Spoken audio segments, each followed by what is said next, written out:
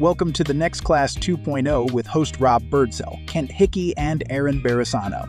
Join us as we discuss the latest trends and innovations shaping education. Hello and welcome to the Next Class. I'm Rob Birdsell, your co-host, joined as I always am by Dr. Erin Barisano in Orange County and Kent Hickey in Gig Harbor. Welcome to the final episode of Season 5. Yeah, hey! And Rob, someone's birthday. Erin, what else would you want to be doing on your birthday than podcasting with me and Kent? I was so excited when you suggested this day because this is, I've kept my calendar clear. This is the one thing I've scheduled for my birthday. Oh my gosh. Yeah. Amazing. Well, amazing yeah, or, and maybe a little sad. Or sad, yeah. Amazing, sad, maybe a combination. Except it's all going to go downhill now. We should have done this tonight. Yeah. Well, maybe. We'll see. Alrighty. Well, to begin with, Erin and Kent, just want to reflect on our new format. We had you two join me this year as co-hosts, and we kind of alternated back and forth. And thank you, first of all, for joining me. And you also are going to go down in our 5 seasons as the first co-host to hold their job, because all of my other co-hosts left their job. Yes. Okay, wait. You didn't tell us about the first before we said yes. I mean, they all, Rob Schneiders went on to Fairfield University and on to other things. So Tom Burnford is now at the Shrine. Talked to him yesterday. Anyway, so it was great to have you guys. I'd just love to hear your thoughts on your first season podcasting. Well, I've been thinking about this, and it's, oh my gosh, I loved. First of all, meeting new people, hearing their stories, but also the deep love and service to our church in all of its facets, in all of its challenges, but this underlying message of hope. And every guest that we talk to, this underlying message of hope. And the work that it takes to kind of bring that to fruition. Well, I'll echo Erin's comments there. It is really wonderful to see that commitment to the church.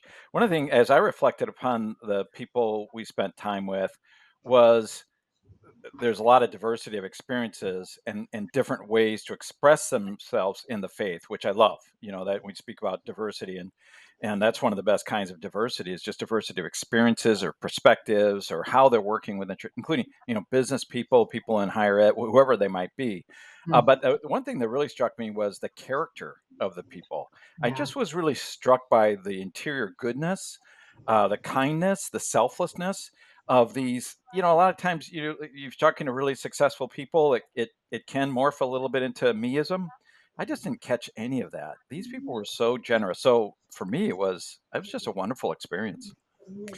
Great. Well, and as we look back on this season, can you pick one or two conversations that all the guests, as you said, were amazing, and we were just blessed by every guest was a standout. But were there one or two conversations that stood out for you as you look back on the year that really just struck you, or is still sitting with you months after the conversation?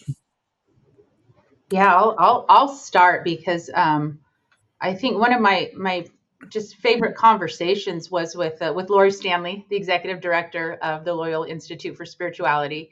Lori and I are friends, and so we've had many conversations. But hearing her story of the challenges that she has had as a woman of color in our church, and just the again, Kent, you mentioned it, the goodness that has not only kept her in the church, but also become a leader and a force for good. It was just so honest and heartfelt, but also really laying out to us, I think, the challenges of our church that we continue to face today with racism, with this division that we have in our church today, and how do we as people of faith just work through that on a daily basis while still being faithful to our church. And again, that conversation just kind of comes back to me again and again and again. When I reflected, Erin, that was also one of the conversations that really stood out for me. I still remember when she said that her parents could not get communion until all the white people got Yes. communion, and that they stayed faithful to our church and even went on to become a deacon, her father. Right. Her father was a deacon. Yes. And it just, I mean, and the thing that struck me as I reflected on Lori's conversation was there was no anger or Mhm. bitterness. That there's truly, I mean, nobody would hold it against her if she had some anger or bitterness or resentment to the church, but it was all positive and good and hope filled, which is just beautiful. Yes. I loved listening to that one. It was exceptional, and and probably is a great example church wide. Like we have a lot of problems with the church. Her experience, of course, being terrible. That the story about the Mhm. communion, but there's Mhm. hopefulness. There's God's grace that still operates, and the messiness. I'll share one that I enjoyed speaking or having conversations with everyone. But Rob, this one might. I want to ask you the same question. About what stuck. Kind of stuck out to you this year. I wonder if it's the Kirsten Oates prayer that we listened to the wonderful podcast Turning to the Mystics, and Kirsten Oates is kind of the discussion leader in that. She's moved into more of a leadership role in it. But she, knowing that this was going to be going out to a lot of Catholic teachers, a lot of teachers, Mhm. she created this prayer, Yeah. and it was really, really tender and beautiful, and I'd say mystical. So I think that was so unexpected, and just to be in that moment felt blessed and grace filled. I don't know, Well, Rob. Remember that one, Rob? well, it's also like all of these guests, one of us had a relationship with. Kirsten Mhm. responded to a cold LinkedIn invitation and LinkedIn message, which just shows Wow. her Yeah, openness. And we didn't, we it was a great conversation. That was the first time you or I had ever spoken to her, right. and so that struck me. Whereas you and Lori, Erin, have had a Right. relationship for years. Ed Jennings and I go back to kindergarten, so most of our guests, one of us has a strong relationship with. But I just give Kirsten credit for responding. I don't think I would have responded. um, Yeah. so, but to answer your Oh, question, go ahead. oh, go ahead. No, you go ahead. No, I was going to answer your question. The one that Yeah. stood out for me was Dan Porterfield. The Yeah. Mm. conversation about his book Mindset Matters, and what still sticks with me is so many times people talk about, you go to college to make more money, or it's a commercial transaction. You go and do this and you get that. Whereas Dan's, it had nothing to do. He never brought up money or earning power. It Mm. was all about the mindset you Yeah. get from a good liberal arts education, which I just think as we head into more and more AI is Yeah. absolutely critical that students Yeah. have that mindset of critical thinking, of intellectual agility. I think he referred to it Mhm. as, and so that one just was. I so loved and appreciated his point of that book, which for our listeners have not read or gotten, it's a great read, Yeah. or just listen to the conversation with Dan. You don't have to get the Yeah. book. Yep. Yeah. Well, get the book too.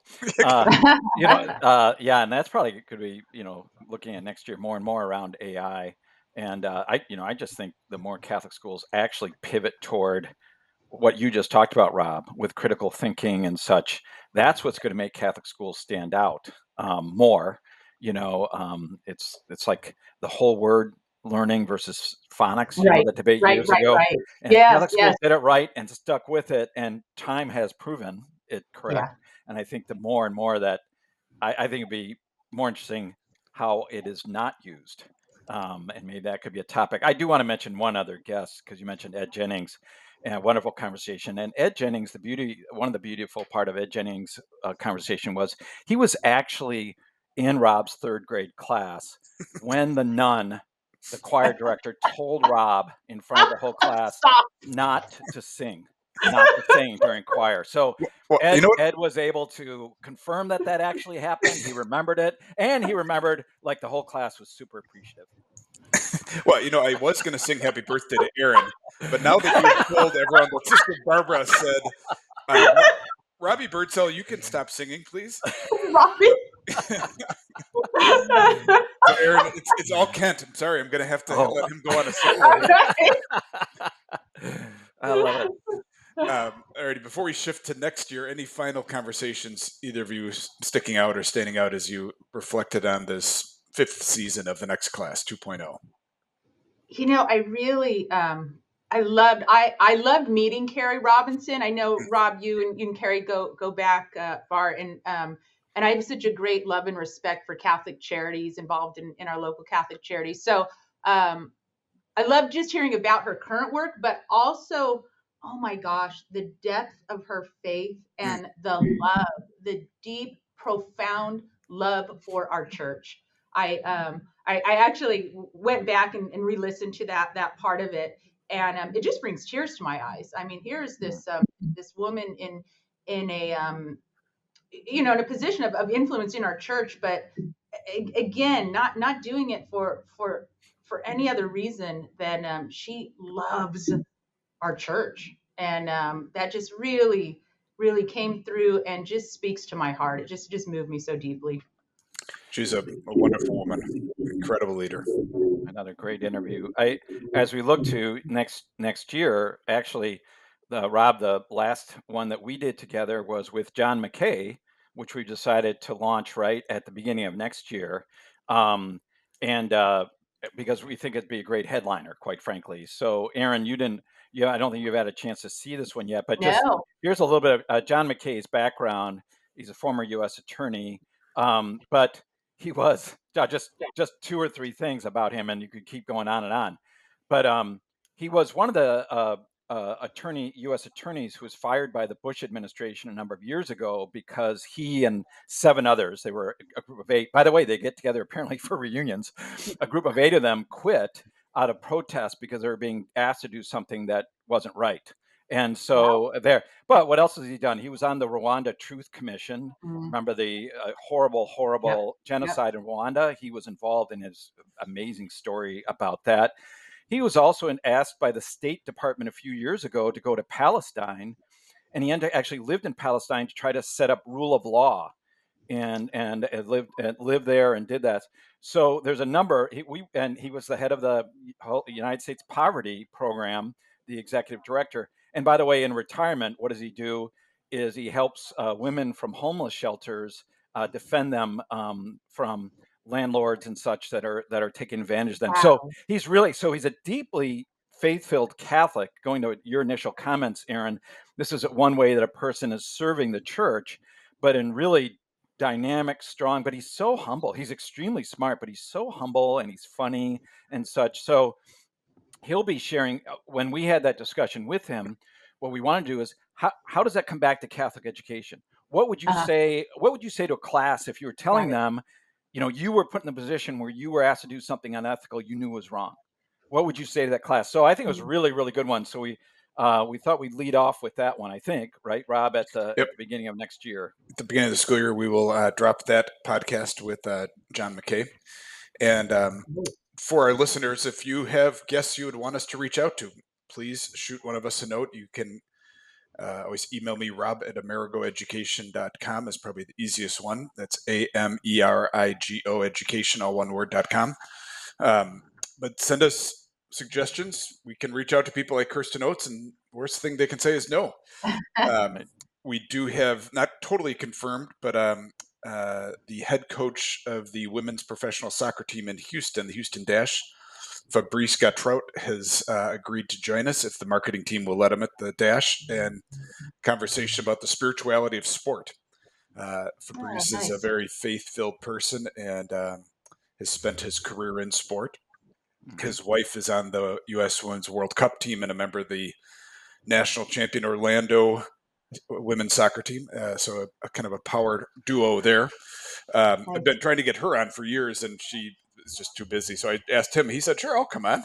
I just asked him the first time. So we're looking forward to that. I do, before we close out here, do want to thank our sponsor, Catholic Virtual. I want to especially thank Nico, our producer, who puts up with all of us every month on these podcasts, and he makes us sound much better than we do. So thank you to Nico. Thank you, Nico. Thanks, Nico. and to Catholic Virtual, who sponsors Yeah. this and invests in this and promotes it. Just a great sponsor. Yeah. Before we close it out, any final thoughts from either of you?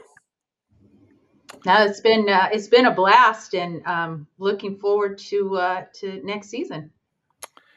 Yeah, and it's been blast is a great word for it. Thank you, Rob, for the invitation to do this. For all our Catholic school educators out there, thank you for the phenomenal work, the holy work that you do, and hopefully some great recharge time this summer as our Catholic schools really just continue to ascend, throughout the country. That's what we're seeing and it's because of the people and God's Spirit at work within them. So thank you so much to all of you. Yes, and they made it through another 100 days of May, as you say, Kent. Yeah. And we're Yeah. into Yes. June. We're recording this Yeah. June 10th, and grateful to all of our listeners. If you have enjoyed this season, share it with your friends, your colleagues, your families. Subscribe and like us. And with that, we'll close out season 5 of the next class. We hope to see many of you back here for season 6 starting in August. Thank you for tuning in.